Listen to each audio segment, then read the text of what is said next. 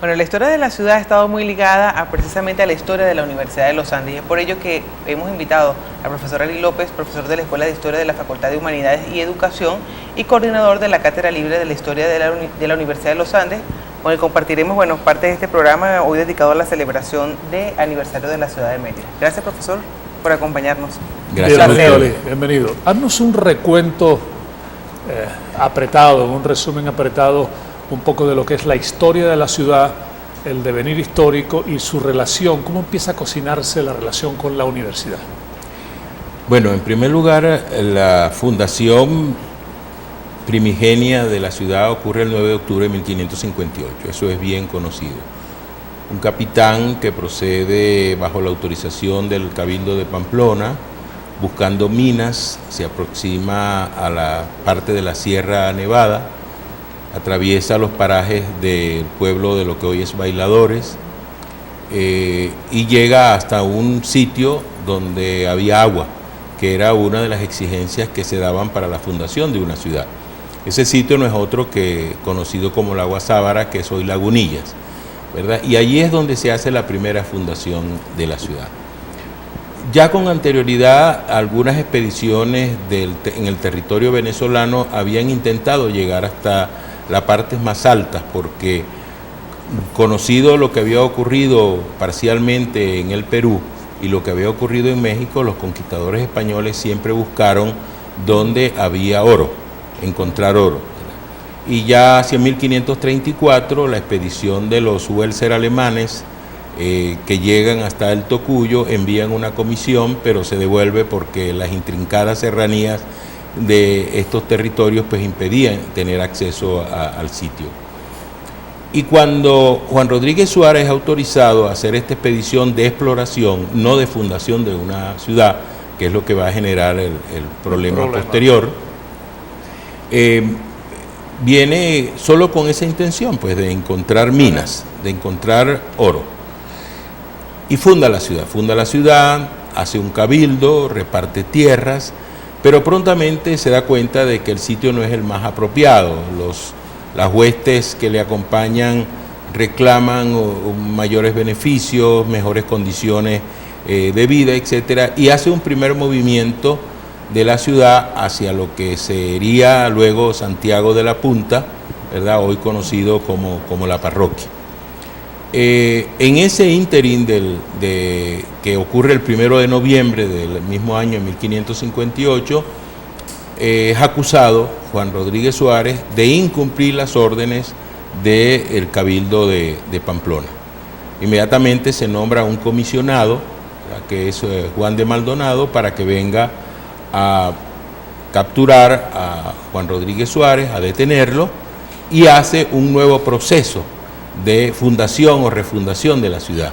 Es entonces cuando se traslada a la actual meseta donde existe la ciudad de Mérida. Mejores condiciones, ya no hablamos de una laguna, ya no hablamos de unos ríos que están por debajo de la altura de la punta en la parroquia, sino que son ríos que comparten con la gente, con el espacio, pues, ¿no? Ese es el sitio de fundación de la ciudad.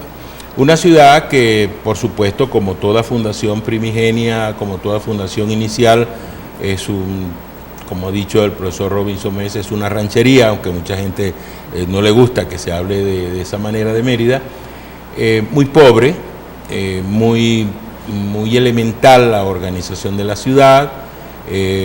Estamos a mediados del siglo XVI, las grandes fundaciones ocurren con posterioridad a la fecha de fundación de Mérida. Incluso Mérida es anterior a Caracas. Mérida se funda en 1558 y Caracas en 1567. Es decir, que es todo un proceso, un lento proceso de ocupación, de conquista y de colonización del territorio. Pero yo creo que tan importante como recordar la fecha de fundación y no entrar en esa discusión si fue Juan Rodríguez Suárez o Juan de Maldonado o luego Juan Pacheco de Maldonado los que establecieron definitivamente la ciudad, hay algo que ha quedado por fuera, que es la población que aquí existía. la población indígena, que va a ser el sustento de la formación de la sociedad, de la economía y de lo que va a dar fisonomía muy particular a Mérida, ¿no? Son escasos los estudios que se han hecho en el momento de contacto. Los pueblos indígenas eran pueblos sedentarios, con una economía agrícola bastante bien organizada comparado con otras poblaciones indígenas del territorio venezolano, sobre todo del oriente o del resto del occidente del país. Eso le va a permitir a la conquista española que esa conquista sea muy fácil, muy rápida. Pero va a contar con un elemento adicional, aparte del aspecto militar, que repito, eso no se ha estudiado. Nosotros, a pesar de que lo hemos repetido en muchos lugares, que la historia de Mérida se ha estudiado, se ha investigado y se ha publicado en la Escuela de Historia de nuestra universidad. Es el sitio donde existen más de 300 trabajos sobre la historia de Mérida. El tema de la conquista como tal, violenta, como toda conquista, difícil, y sobre todo el problema del mestizaje, ese mestizaje biológico y cultural que se produce, no ha sido estudiado. Lo cierto es que la ciudad surge, se va desarrollando, pero comporta un elemento muy importante. Es una ciudad muy eclesiástica, nace eclesiástica. A diferencia de las otras expediciones en el territorio venezolano, Juan Rodríguez Suárez viene con 2 capellanes dominicos. Y esos capellanes dominicos van a fundar incluso un primer colegio, el colegio San Francisco Javier, aquí en San Francisco de Ferrer, aquí en Mérida, y que obviamente también, como la ciudad no tuvo un gran desarrollo educativo, etcétera, pero sí por lo menos comenzó el proceso de evangelización, que luego continuarían los agustinos, más tarde los jesuitas. Conformada entonces ya la ciudad con su ayuntamiento, con su cabildo, siguiendo por lo general los patrones que exigía el Imperio Español, que se exigía la corona española, se va asentando entonces una población que viene de afuera, ya no solamente de España, sino también de los alrededores, de la parte occidental de lo que sería Venezuela a partir de 1811. Esta población es el resultado de una mezcla de indígenas, conquistadores españoles, incluso de población negra, que va a existir en una parte del territorio merideño, al sur del lago, porque Mérida se extendía más allá de los límites de la serranía y se extiende pues hacia el sur del lago, tuvo posesiones en Gibraltar, Palmarito, etcétera. Inclusive una de las haciendas importante que existe en el tiempo de la colonia, que es la hacienda Estanque, también tuvo población negra. Inclusive los cañamerales de Ejido tuvo mano de obra esclava negra. Pero esta no es de gran influencia en ese momento.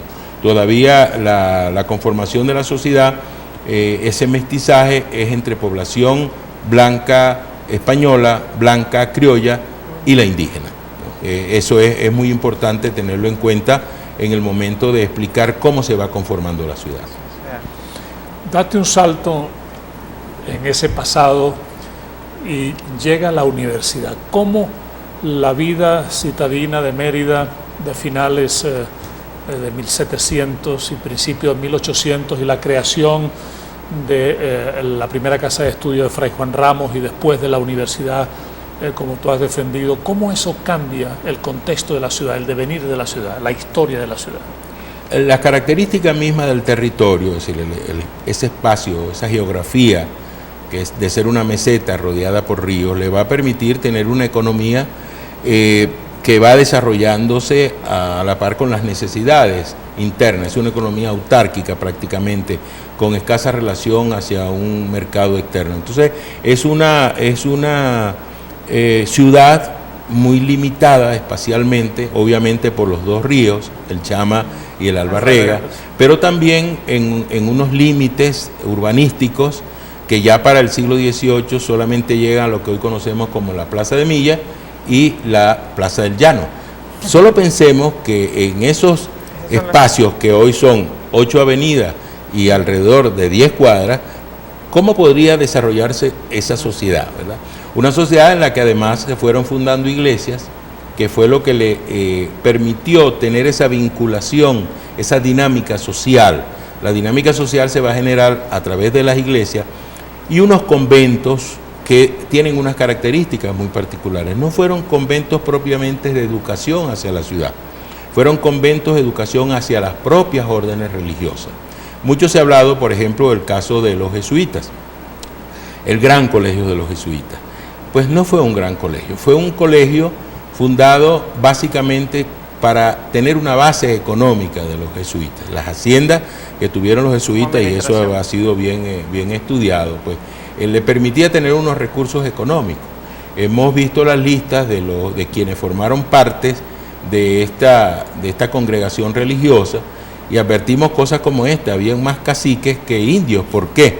Lo decimos de esta manera, de manera coloquial, porque había más jefes de jesuitas y no encontramos las listas de los merideños que supuestamente estudiaron a los jesuitas. No hablamos del Colegio San José de los años 50, ¿verdad? No, estamos hablando de la época colonial, que va entre 1628 y 1767, es decir, fecha de fundación del Colegio de los Jesuitas y fecha de supresión de la orden de San Ignacio en el territorio venezolano y de toda Hispanoamérica, incluso de España. Clausurado el colegio, que es una base económica, que vamos a decir que también tenía una base educativa para los miembros de la orden jesuítica, se toma una decisión, la decisión de crear un nuevo obispado en lo que sería el territorio venezolano, el obispado o la diócesis de Mérida de Maracaibo. Mérida es una ciudad autónoma independiente hasta el año 1676, es provincia en 1676, se fusiona con Maracaibo, entonces surge esta provincia de Mérida de Maracaibo, cuya capitalidad pasará en el año siguiente, en 1677, al puerto de Maracaibo, porque tenía mejores condiciones que Mérida para la defensa de la actuación de piratas y de poblaciones indígenas muy belicosas, pues, que existían en los alrededores de ambas ciudades, tanto de Maracaibo como de Mérida. Carlos III toma la decisión, el rey Carlos III, de crear una nueva diócesis y nombra a un sevillano que viene de México, a Fray Juan Ramos de Lora, de la Orden Franciscana, a cumplir la labor de asumir el primer obispado de Mérida. Una de sus primeras tareas, porque se ha dicho que es la primera, no, una de sus primeras tareas, antes toma otras medidas, tanto en Maracaibo como a la llegada a Mérida, fue fundar una escuela de educación para los jóvenes inclinados a lo religioso. Esto todos bien conocen, ustedes y los que me pueden estar escuchando, ha sido mi gran tema de discusión desde hace muchos años, lo que a veces ha generado que no sea invitado a estos programas porque dicen que soy muy polémico, ¿no? Bueno, sí, acabo de ser polémico por otras razones, pero no creo que esta universidad, que es de todos, esta universidad en la que debe existir la polémica, la discusión seria, científica, pues yo creo que he formado parte de esa investigación que demuestra que lo que funda Fray Juan Ramos de Lora es una casa de educación que ni siquiera es seminario, que será elevada a la condición de seminario 2 años después, en el año de 1767, y que andando el tiempo, por muchas circunstancias, por muchos problemas del propio colegio seminario, cosa que tampoco se ha divulgado, se ha estudiado, pero no se ha divulgado, llegamos al 21 de septiembre de 1810. Un hecho muy curioso: la independencia de México es el 16 de septiembre, la independencia de Mérida es el 16 de septiembre. La fundación de la segunda universidad en Hispanoamérica es la de México el 21 de septiembre de 1551 y la fundación de la Universidad de los Andes es el 21 de septiembre. Pero hay algo también curioso con respecto a la universidad: el 21 de septiembre es el día del Alzheimer, y yo creo que este año, por ejemplo, el Alzheimer funcionó en la universidad porque a todo el mundo se le olvidó que había que al menos recordar que la Junta Superior Gubernativa de Mérida, un 21 de septiembre de 1810, decidió definitivamente convertir el colegio seminario en universidad. Entonces, esa relación ciudad-universidad estará tan presente que mucho tiempo después, cuando se va a conmemorar el cuatricentenario de Mérida, se invita a Mariano Picón Sala a dar un discurso, ¿verdad? Y ese discurso ha sido malinterpretado, porque se dice Mérida una ciudad con una universidad por dentro, ¿no? O Mérida una universidad con una ciudad por dentro, exactamente. Y nunca Picón Sala dijo eso. Eso no está escrito en ninguna parte. Lo ha estudiado Alberto Rodríguez, Gregory Zambrano, los estudiosos de la obra de Picón Sala, y eso no aparece en ninguna parte. Picón Sala dijo algo muchísimo más importante. Lo traía en un texto paralelo, pero lo puedo decir. Dice, el hecho histórico más trascendente de Mérida, ni siquiera habla de la fundación, es la creación de su universidad. Y creo que la universidad, con esa idea de que lleva una ciudad por dentro o al revés, se le ha olvidado el papel que tiene y el deber que tiene con su ciudad, la que la creó, porque la creó la ciudad el 21 de septiembre de 1810. Y algo bien interesante que para los que manejan el problema de servicio comunitario, ya en 1958 Picón Sala decía esto: qué bonito sería que los ingenieros controlaran las aguas realengas de Mérida, qué bonito sería que sus médicos pudieran curar la salud de tantas enfermedades que nos atañen desde hace muchos años. Y así va relatando varias cosas que hoy las deberíamos tomar en cuenta. Esa relación de encuentros y desencuentros entre la ciudad y la universidad debe llegar a un momento a que definitivamente, no con palabras, sino con hechos, ¿verdad? Definitivamente haya una verdadera vinculación entre las dos instituciones, que no haya un divorcio entre la universidad y los gobiernos, porque no es un problema del gobierno local, es también un problema del gobierno regional. Entonces yo creo que la historia nos da la pauta, la historia nos da la posibilidad de rescatar esa relación intrínseca que ha existido y que fue en el siglo XIX un elemento fundamental del desarrollo de la ciudad. Sin la universidad, Mérida hubiera sido una ciudad prácticamente diferente, totalmente diferente. Aquí se sembraron familias que trabajaron dentro de la universidad, que tuvieron ideas, que tuvieron propósitos fundamentales de transformar la ciudad, y hoy nos toca a los que venimos de afuera, ¿verdad?, también colaborar. Yo voy a cumplir 48 años el próximo año de haber llegado a esta ciudad, tengo más tiempo aquí que en mi ciudad natal, y de manera que de alguna manera tenemos que hacer una contribución. Y la mía ha sido tratar de rescatar esa memoria histórica de la ciudad y su relación con la ciudad. Hay una cosa fundamental que dice Ali, y que yo creo que todos los merideños coincidimos con él. A los ciudadanos no les interesan las peleas entre el gobierno nacional, la universidad, los gobiernos locales, los gobiernos regionales. A los merideños, al igual que al resto de los venezolanos, lo que les interesa es un gobierno que se encargue de atender las necesidades de la gente.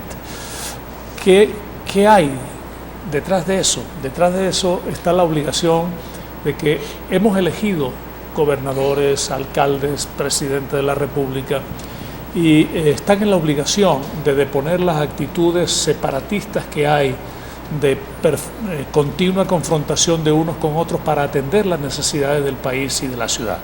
Y en este caso la universidad, por lo menos así lo entiendo yo, siempre tiene que servir como el punto de encuentro para que eso se haga una realidad. Todos los esfuerzos que los universitarios podamos hacer para que el gobernador, los alcaldes, porque ya no solamente hay un alcalde, ¿no?, ya tenemos Ejido y Mérida haciendo más o menos lo mismo, Tabay queda muy cerquita, tienen que hacer el esfuerzo para que haya planes conjuntos en beneficio de los merideños y no estarse torpedeando con discusiones estériles unos y otros.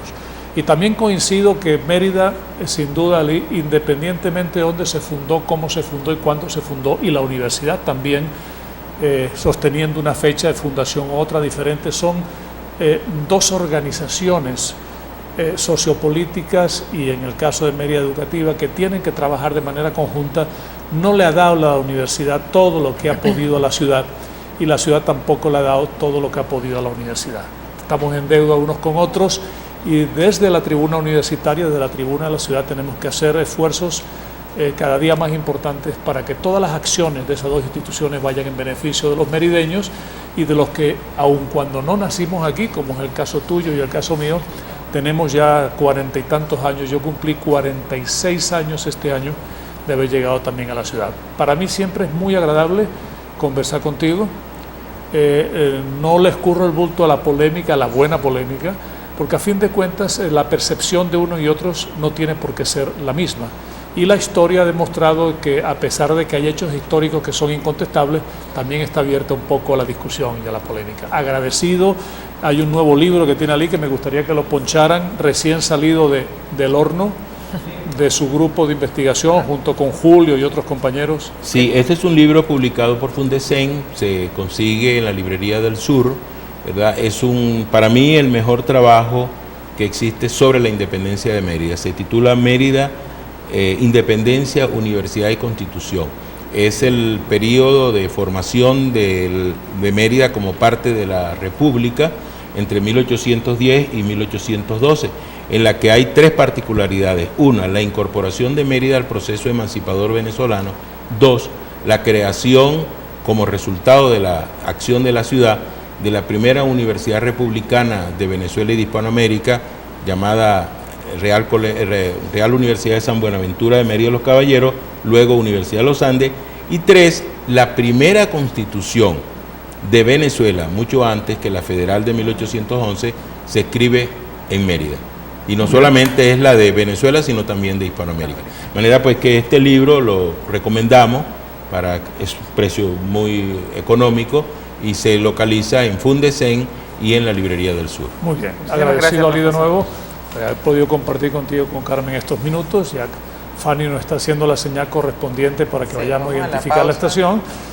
Al final vamos a tener un tercer segmento, os invitamos a que se queden con nosotros, relacionado con las actividades universitarias y el Consejo Universitario de los días domingo y lunes próximo pasado.